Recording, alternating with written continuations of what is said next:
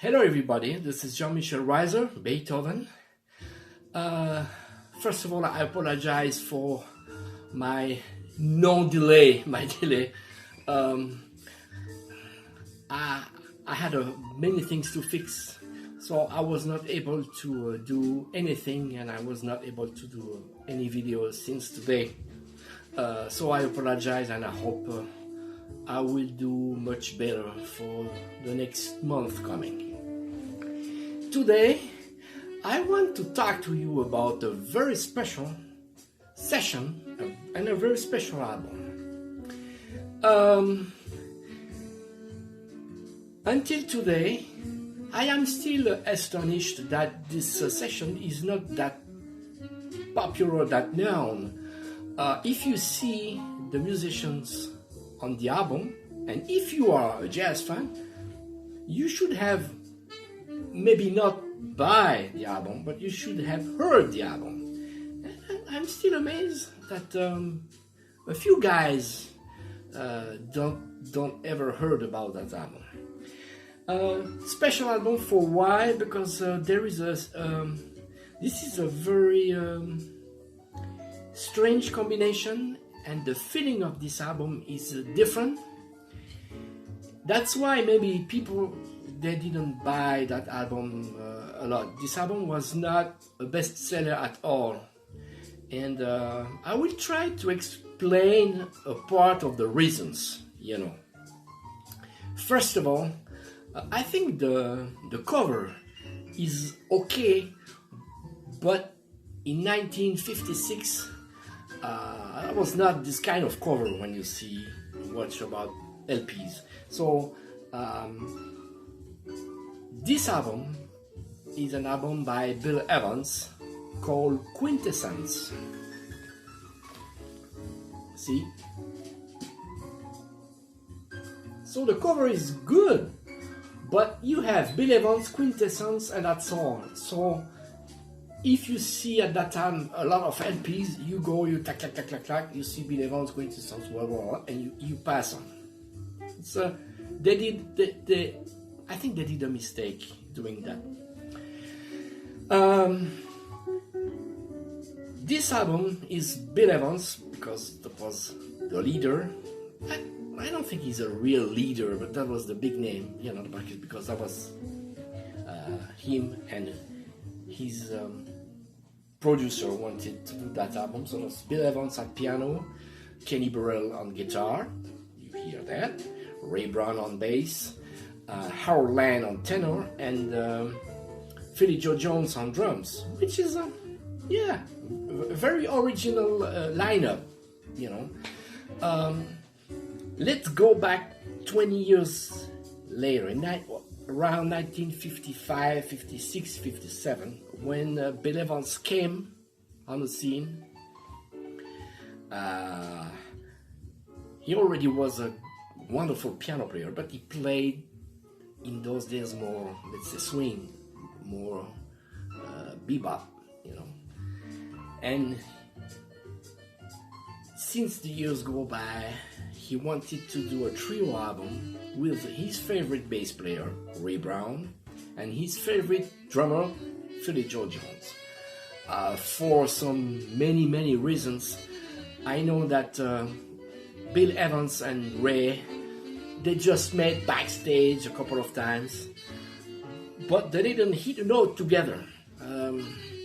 The first time they hit a note together, that was in 1967 at the Shelley's Man Hall, when Ray was in LA, very busy guy in LA, and when Bill Evans was on tour, of course he stayed 1 week or 10 days at Shelley's Man Hall. So that's how Ray went almost every night to listen to Bill Evans, because he loved Bill Evans. So years went by and go and so on. So suddenly Bill Evans said to his producer, who was a lady, Ellen Keane, he said to her, Ellen, now I left Columbia, I signed a contract with Galaxy, with Orrin Kip News, and I really want really want to do a trio album with Ray and Philly Joe Jones. I dreamed for that for 20 years. And Ellen King said to him, he said, well, Bill, you're so much famous with your own trio that if you do this album, it will be another trio album, and maybe people, they will mix up and they will think that this is your new trio album with Ray Brown and Philly Joe Jones. Everybody will mix up, and I don't think that's a good idea. And Bill Evans said, But she said, why not to have the trio and having two other people with you? So they talked, and Bill Evans' favorite guitar player was Kenny Burrell. And I know that Kenny played a few notes with Bill Evans, but they didn't really knew each other, you know. And he loved our land for 20 years, never had the chance to play with. So they put together those people. They knew each other, but with Bill Evans, they never played. That's a very original quintet. So they fixed the dates, they fixed the studio, they fixed the hotels, and the night before the session, musicians were there, you know. At that time, Ray was living in LA. There was LA people, you know, excepted that Philly Joe, but Philly Joe was playing in San Francisco for 10 days, so he was there, so they arranged things together. So I was at Berkeley the night before, and Bill Evans offered dinner to the guys, so everybody was talking and so on and so on. And suddenly Ray said to Bill, he said, hey Bill, this one should be not fucked up. The sound engineer should be very good, because he should capture your sound of the piano and my sound, and to mix up things, because we should really be good, sounded good together. And suddenly Bill Evans stopped talking, stopped smiling, and he was looking very serious, and he was livid. He looked at Ellen King. Ellen King stopped talking, was livid, and they looked at each other. Silence, very heavy silence. And Ray said to them, I said, what's happened? Well, there is a problem somewhere? And Bill Evans looked at Ray and said, we forget to book the sound engineer. Ray said, are you kidding? What? And they both said, yes, we just realized that now. And the session was booked for the next morning at 9, and it was 9 at night, so 11 hours to find a sound engineer. So Ray was doing heavy management at that time, you know. He was not only playing jazz, being studio musician, but he had his management office, and he was managing Aretha Franklin, Quincy Jones, and many people. So he knew everybody there, from the guy who was washing the studios and driving the limousine, the guy fixing lights. He knew everybody, of course. So he said that he did, in 2 hours, 30 phone calls. No sound engineer available for the next day. So he finally called the studio in Berkeley, and the guy who was there said, but he said to Ray, don't worry, because you don't have the sound engineer, but we have always an assistant to the sound engineer. So tomorrow you will have this sound assistant. So he said to the guy, he said, listen, is he there? And he said, no, but I can't call him. He said, call this guy, tell him to be there at 8 o'clock, 1 hour before, and don't tell him for who and for why. I don't want him to be panicked, because he will be the only guy to do the sound. So the next morning, Ray arrived at the studio at 8. And this young guy came and he said, hello. And the guy said, my name is Phil Caffel. He said, my name is Ray Brown. I said, nice to meet you. So you will be the guy to do the sound today with Bill Evans. And he said, no, because there is a sound engineer who is coming. And he said, no, they forget. So you will be the sound engineer for the sound session. So that's why I'm here before. And I want to test you because I want you to capture the sound of my bass and the sound of the piano very clearly, very warm, very plainly. I want a certain sound to be sounding. So Ray, sat at the piano, played the piano because Ray was a very good piano player. And he was not very happy about the sound of the engineer of the piano. But then he went on bass, and minutes came by, and the other musician arrived, and of course, Bill and Ellen King went directly to see Ray and said, and Ray said, I don't think we have a good sound engineer today. He's a young guy, he doesn't have a clue what it should be sounding. So, panic on board, people were not happy, there was stress, And that's why when you listen to that one, really, you said, that's some good music.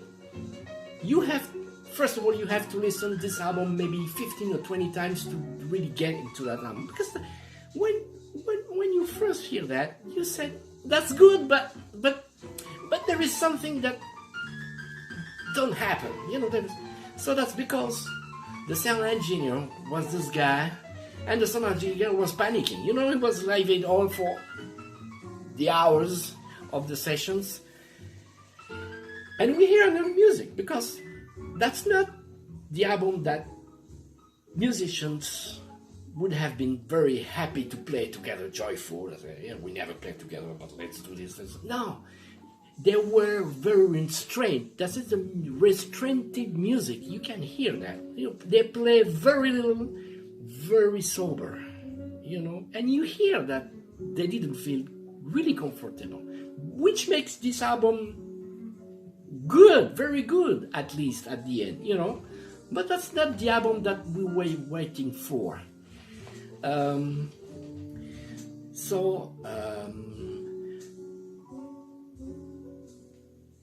When the album came out, because of this cover, I think, but because of the sound, because the sound is very strange, and the atmosphere didn't sell well, but what was very interesting is to hear the interaction, because the main thing was the interaction between Ray and Bill Evans. The problem is that the sound of the piano sounds too metallic, and the main problem is that the sound of the bass is awful.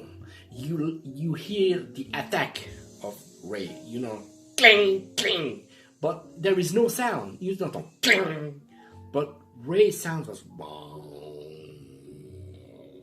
and you don't. So the only session that between them was this session, and that session should have been successful about the sound, and it was not at all. So see, things can happen. But the best tune of that album is the trio tune, the second time around, And at the end, you said, finally, why they didn't rehearse, why they didn't do an album, why they did an album with the guitar and the tenor, which is good. But when you hear that, this is the best to me. And Howland told me about that, Kenny Burrell told me how that, and Red said the best tune of that album, this is the trio tune, And that's Bill told later on, but finally they didn't had the chance to do a trio album, just only a tune. But when you hear that, this is very excellent, you know. On that session, Kenny Burrell wrote a blues for Ray, Bass Face, and that's a blues. And you can hear that Bill Evans was not really at ease playing that tune, you know. And that's Kenny said to me that we did a mistake to do this tune because Bill was not really at ease on that, you know. But you know, that's it, you know. So I wanted to tell you this story because this story is on any book, no book, nothing. There is nowhere. I knew that, of course, from Ray, Kenny, and Harold. I was very good friend of them, and they told me about that session. But there is the final story about that is great. Phil Caffel, this young guy who did what he could do at that time, 10 years later, he was the big chief of the Fantasy Records. Fantasy Records bought many labels, Riverside, Pablo, Contemporary. He bought all those independent labels and put under Fantasy, and he was the big chief of that.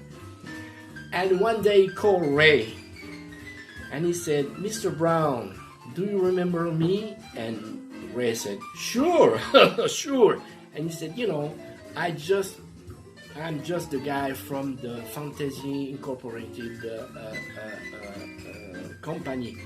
And since that day, Ray and Phil were very close friends. Ray organized many sessions for him, did many contracts for the reissues, paying the musicians, so and so. So what began to be a drag finished with some very positive story, because and I remember Ray calling me one day and he said, I have something for you. He said, "Can you believe it? We are going to reissue this famous album with Bill Evans." And he told me that Phil Caffel was not at ease at all to reissue it. And Ray said, "You have to do it because it's a great album. I love this album. Even if that was not the way that we planned to do, you have to do that." Okay, so I hope that you learned something and my English was not that bad and you like what I told you. So I hope to be another video very soon and to explain you some other things if you want to do and if you like it. Take care, keep swinging, and don't forget the blues.